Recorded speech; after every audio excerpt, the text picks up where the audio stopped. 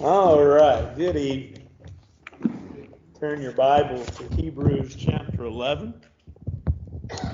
Our study this evening comes from that wonderful text called the Hall of Faith chapter. The doctor just got out of school or finished all of his residency and started in with a set of doctors. He had taken the place of an older doctor who had retired. And one of his first patients was a lady that came in. She had been a patient of the older doctor that had retired, but she was willing to take on this new doctor. And so she went into the examining room, and 5 minutes into visit with her new doctor, she came out of the room just screaming. She went running down the hall screaming. Older doctor that had known her and had seen her from time to time stopped her, carried her into another examining room, and tried to calm her down. When she got calm enough where she could talk, he said, "What's the problem?" And she told him. He immediately got up, walked out of the room, walked down the hall, walked to where the new doctor was still sitting in the original examining room, writing notes. The old doctor looked at the young doctor and he says, "What do you mean diagnosing her the way you did?" And the new doctor just kept writing. He said, "Don't you know that Miss Jones is a 63-year-old woman with 4 grown children and 7 grandchildren, and you told her she's pregnant?" The doctor never looked up. I did, and I bet he gone. Hebrews chapter 11.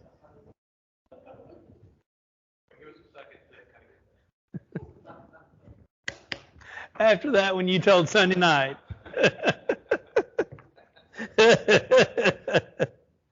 Oh, I knew when you started. I thought, I know where it's headed.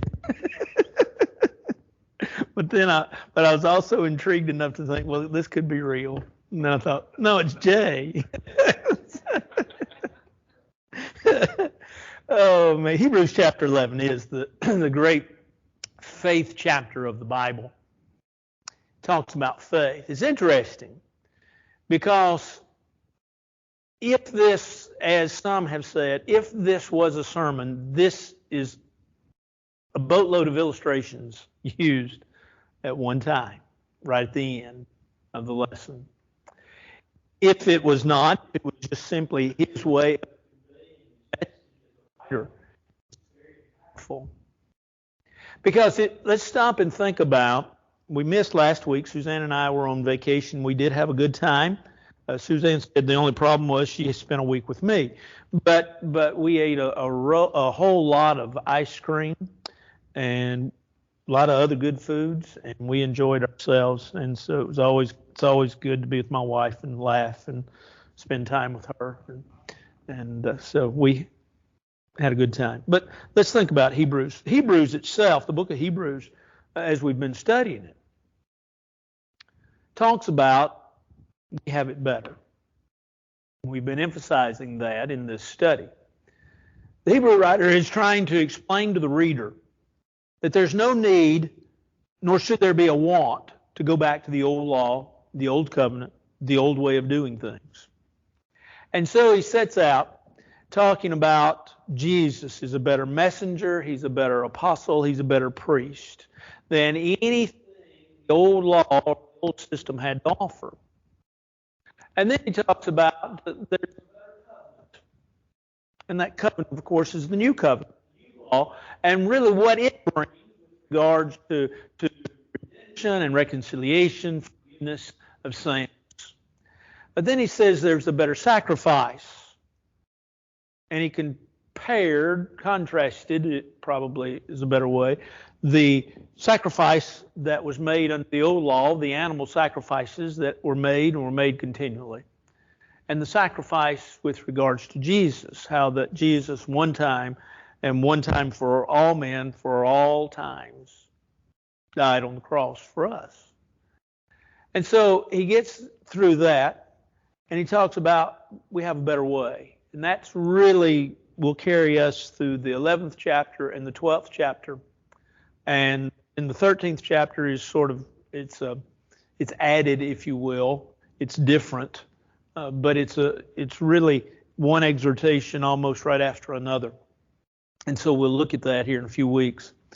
But in Hebrews chapter 11, you have the Hebrew writer beginning by explaining to us what faith is, and then showing us examples of individuals who by faith did something. Now, one of the first things we're going to notice is the definition that the Hebrew writer gives us of faith. He says faith is the substance of things hoped for, the confidence or evidence of things not seen. Faith is the substance. The word substance literally means to stand under. It's the idea of a foundation or something that stands up under in order to hold it up. It is firm. It is solid. And so he says faith is what holds us up. But then he also says it's the thing that holds us up of the things hoped for. When you hope for something, Paul tells us in Romans chapter 8 that we hope for the things that we have not seen, but when we have seen them, then we don't hope for them anymore. They become reality.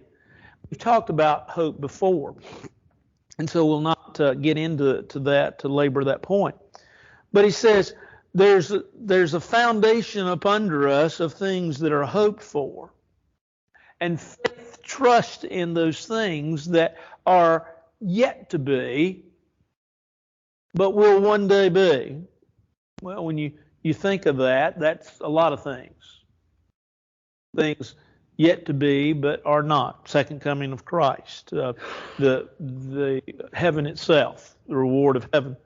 But then he also says it's the evidence or confidence. The word actually literally means the confidence. In some versions, that's the way they translate it too. The confidence of things not seen. Well, when you think about things not seen, you say, well, those are things hoped for. Well, the Hebrew writer is contrasting here. Things not seen would include anything that you haven't seen yet or didn't see. In other words, these folks we're going to talk about tonight, Abraham, these folks like that, folks of the Bible, the stories of the Bible, if you will, Jonah, Isaiah, Ezekiel, Paul, Peter. We haven't seen these folks. We take great confidence, assurance in the fact that, number one, these were real people, and the stories that we have of them were real stories. We take that because we believe in something that the Hebrew writer, or the book, Hebrews chapter 11, when he's defining faith, is sort of going, as we all do, from a presuppositional stance. And the presuppositional stance is that we assume that the Bible is the inspired Word of God. Now, we can prove that. I don't assume that from a standpoint of a false assumption. I could carry you through, and I'm sure you've studied where folks have tried to show you and have done, have shown you how that we can believe that this Bible is a product of someone that is higher and mightier than I and us, God. And that God gave that to mankind through a means called inspiration, 2 Timothy 3. And that inspiration is thus telling us, according to 1 Corinthians 2, that the Spirit of God searched the mind of God and gave it to men who have in turn given it to us. And through God's providence, it has been preserved and is preserved for us yet even today. Now, that's the presuppositional part of our faith. But our faith, the Hebrew writer says, then based upon believing basically that that word is true, then what it contains, the stories, the people, the principles, but namely the stories and the people, that they're true. And so we have that and holds us up, our faith. And then we have the confidence, the assurance that the things that we haven't seen really did take place. And so we might even, some have even suggested that this idea of confidence of the things not seen is not only not of, or just of the people, but of heaven itself, that there's a real hell, that God exists, that God is God. And so the Hebrew writer, in this one basic sentence defining faith, gives us a great idea, a great thought of here's faith. Here's what when we say faith, here's what we mean. We talk about trusting God. Trusting is a comparative term that we use with regards to compared to faith. It is equal in our mind and in the way we define it. We trust God. We trust in what He has to say. We trust in what He's given us. And so we have faith. Now, by it, the it is what? Faith. For by it, the elders obtained a good testimony. By faith, we understand that the worlds were framed by the word of God, so that the things which are seen were not made things which are visible. That means that you're supposed to go to Pasco tomorrow night and hear Jim Dillingham explain it. Pasco. There's a plug for Jim there. And if you are available, I'm sure he and they would appreciate you being there. Let's look at it. Verse 2. For by it, the elders. Now, some, and not many, but some have tried to press this as being elders in the church, but more than likely he's just talking about older men. Because if it's talking about elders, then all of a sudden he's saying they're the only ones of faith. But he says the older men, they obtained a good testimony. They obtained divine approval. How's that? By faith. By listening and by following what God said. By faith, by means of faith, we understand that the worlds were framed by the Word of God. God spoke into existence this world and all things therein. That's a powerful statement, to say the least. When you think about the power that would take. You've probably heard the made-up story of God and Satan got together, and so God challenged Satan. He said, let's just see how powerful you are. And Satan said, okay. And he said, out of nothing, let's make something. And Satan said, sounds good to me. And so God spoke, and poof, the world was created. God spoke again, poof, man was made. And so Satan said, I'll make man. And God said, go ahead. And so Satan then started gathering dust. And God said, no, we said out of nothing. You know, we can't make anything out of nothing, can we? You can't make a meal out of nothing. You have to start with something. Usually that means first going to the store, right? Huh? That's right. That's right. That's exactly right. There's no way. But God, according to the Hebrew writer, framed the worlds. The idea of framed is the idea of make. Make the world, the word that He so that the things which are seen are not made of the things which are visible. In other words, he started with nothing. You ever made biscuits out of scratch? You can call them made from scratch biscuits. Well, you might scratch around in it, but flour came from somewhere.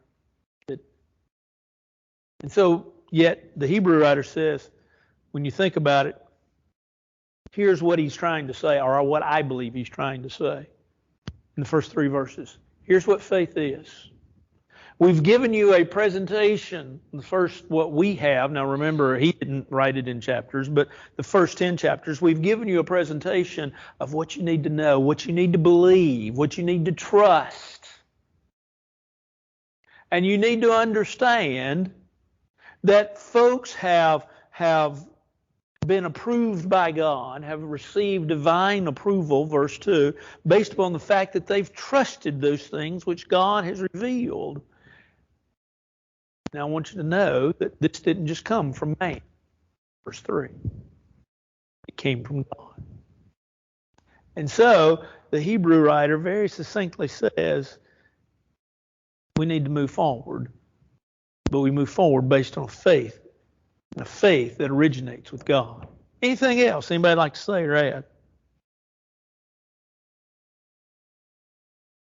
Well, good. I confused you enough. If I confused you enough, then went down to Georgia.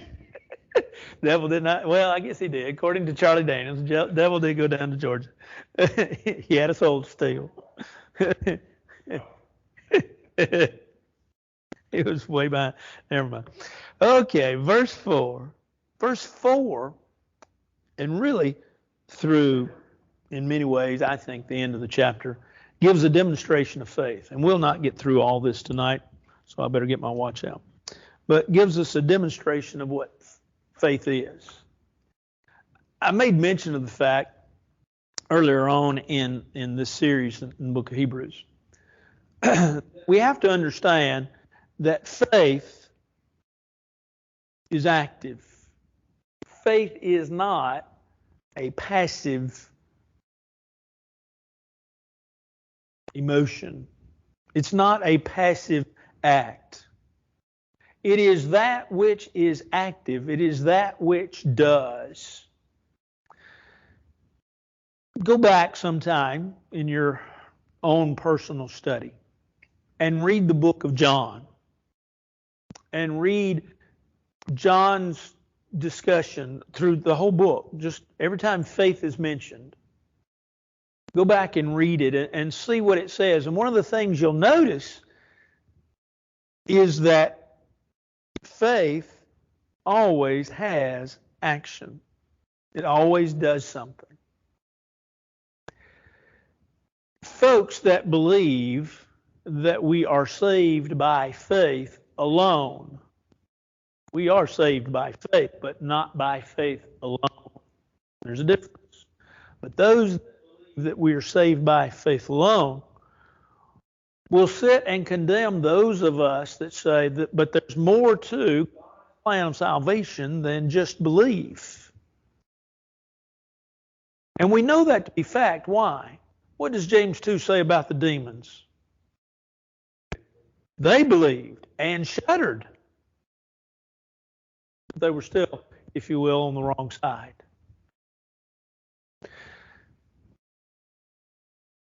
The Bible teaches faith, but not faith alone. And folks that believe in faith alone have hard times. Now, they explain it, but they have a hard time with, like Hebrews chapter 11, James chapter 2, the book of Romans. They have trouble with them. Because faith moves. The word itself, the Greek word, didn't really plan on saying, but the Greek word that's translated faith, the word pistis, is defined as conviction, full of joyful trust, conjoined with action. In other words, faith is conviction. Conviction, God is, conviction of truth itself. full of trust. Trust. And because of our trust, we have a conviction. But all of that leads to, and that word conjoined is just a fancy term that was used by Joseph Thayer in the 1800s. All of that causes us to act. Well, let's look at some. By faith, Abel offered God a more excellent sacrifice than Cain, through which he obtained witness that he was righteous, God testifying of his gifts, and through it, he being dead still speaks.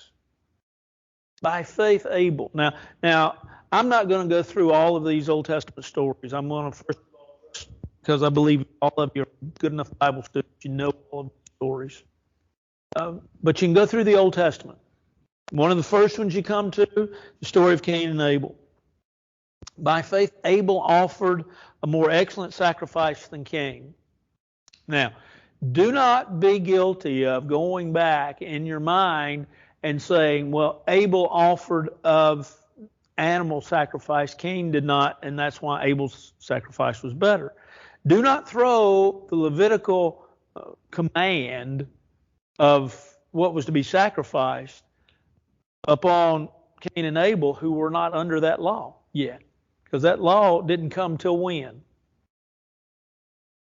When Moses went up to Mount Sinai, right? Which, even though the Bible itself is not compiled chronologically, Exodus is still after Genesis, right? I mean, that's just an easy way of knowing that.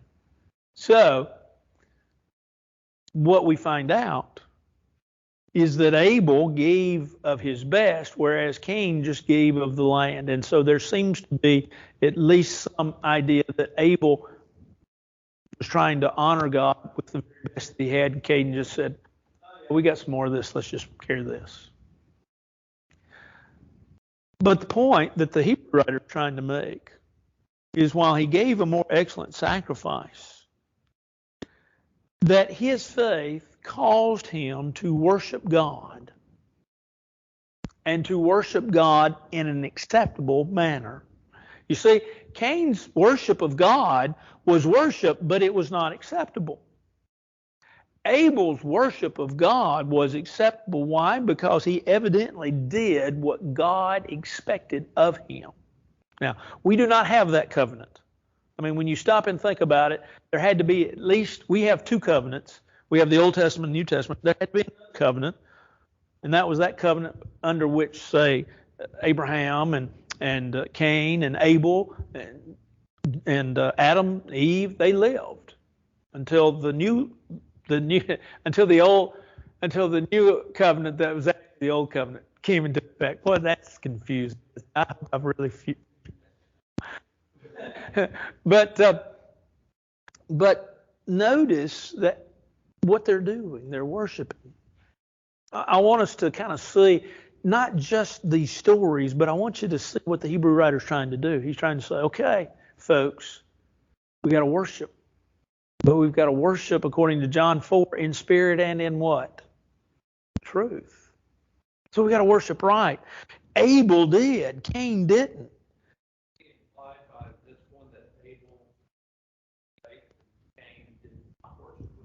Yes. Yes. Absolutely. Absolutely. Yes, that's that is. Oh boy, I'm gonna dig a hole. I'll just go on and dig it. There are plenty of folks today that worship, but they worship in their own style. If you'll let me use those terms, and by that I don't mean worship has within it its own direction, truth, spirit, attitude. But there is leeway in our worship. Now, we've got to sing, congregational singing, not from a group. In other words, we can't sit even in a pew, to be honest, and not sing. That's our command. That's the responsibility of each Christian to sing. Now, you may not can sing well. I join you with that. I understand that. You may not want to sing loud because you don't sing well. Gotcha. But you are responsible to sing. But a choir is not responsible for my worship. They're not to sing. We don't have a choir. We don't have a piano or a band. And the reason we don't is because the scriptures do not teach us to have such. But it does teach us to sing. Colossians 3, Ephesians 5 teach us this. And so we have, from the standpoint of definition of singing in worship, but we have leeway. Could we have a chant? Yeah, because matter of fact, up until shaped notes, which came around, forgetting my music appreciation now. When? Well, it was after the 1600s, because in the 1700s, they were still chanting for worship. They were doing it rhythmically, yes.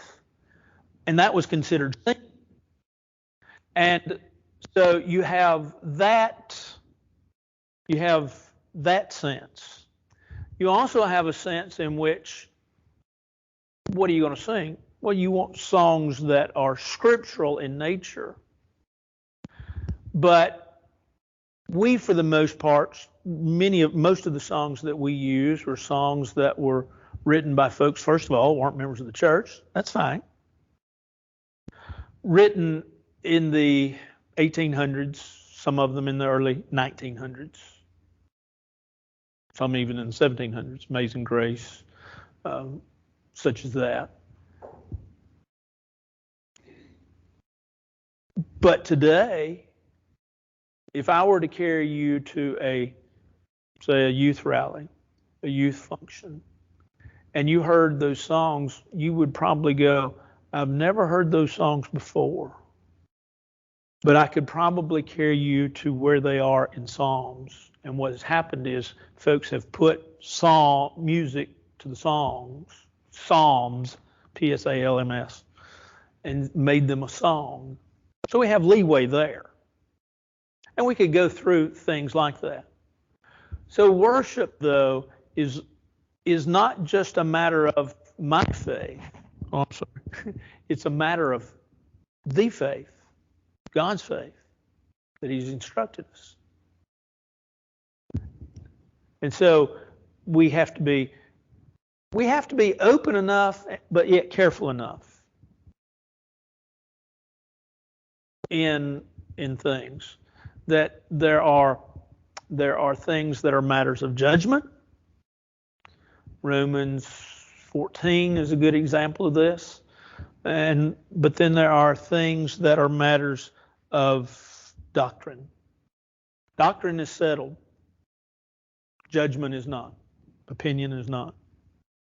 And your opinion is as good as my opinion, and my opinion is as good as your opinion on things that are matters of opinion.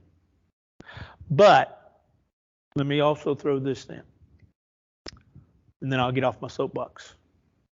Let us be sure that the matter is a matter of opinion that we're dealing in freely, and not a matter of faith. And if it is a matter of faith, it is already settled. And we can't change that. Nor should we want to change that. Now, that's my soapbox. Anybody have anything I want to say or add to about that? Or take away from? Or question?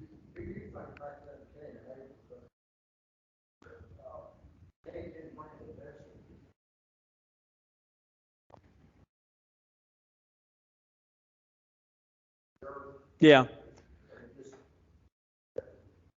If you go back to Genesis, that's the only difference that I can find. But I can't say with a definitive answer that was it.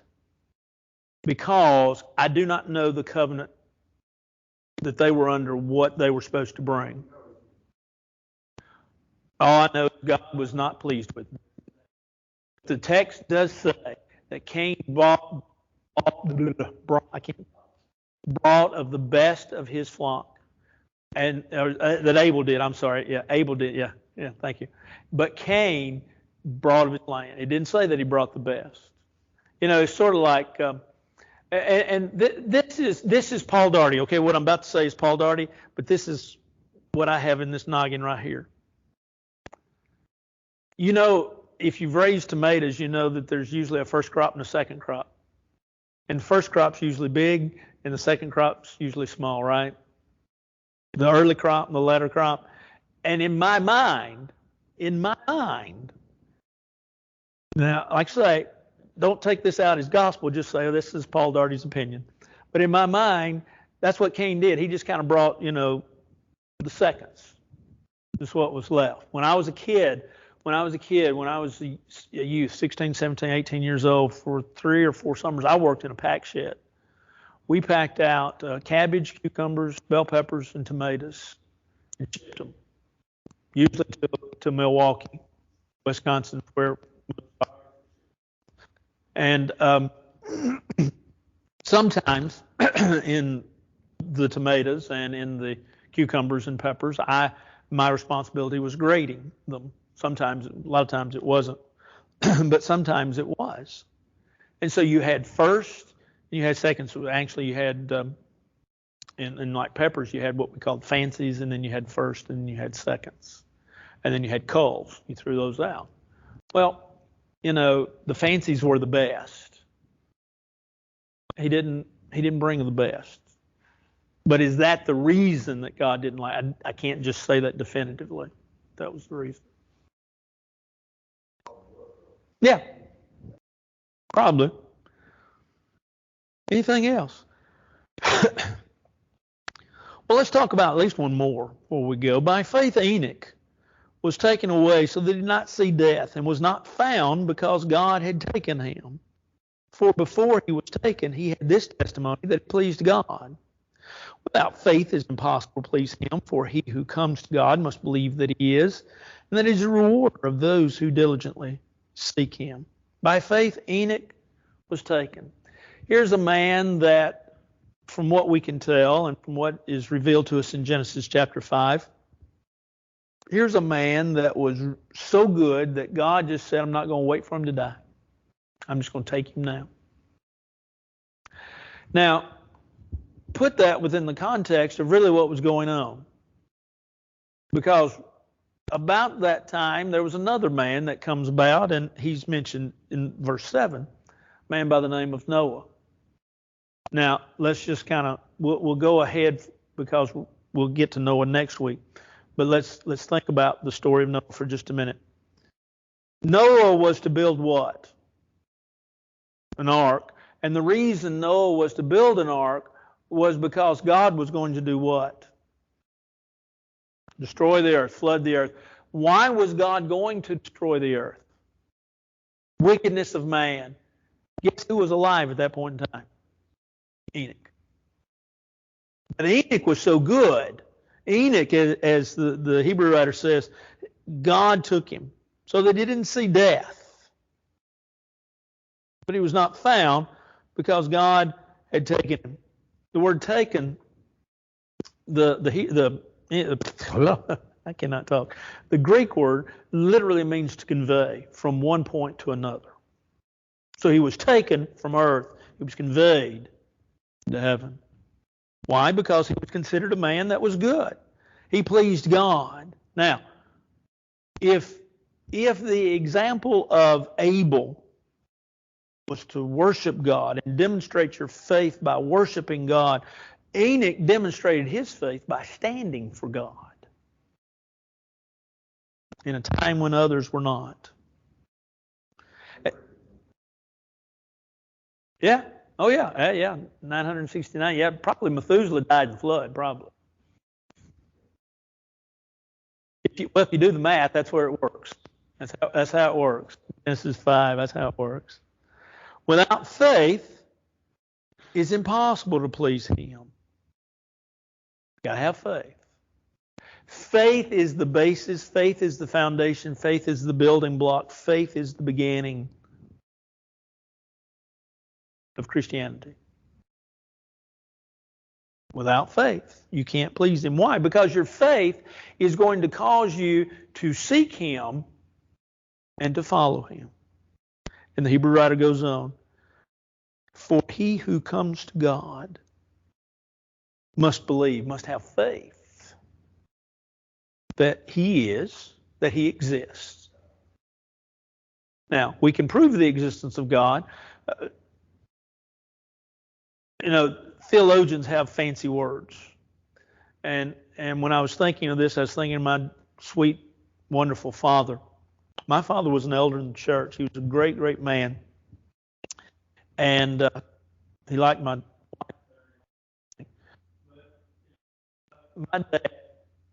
dad taught me a lot about proving the existence of God without knowing the fancy terms that I learned when I went off to college.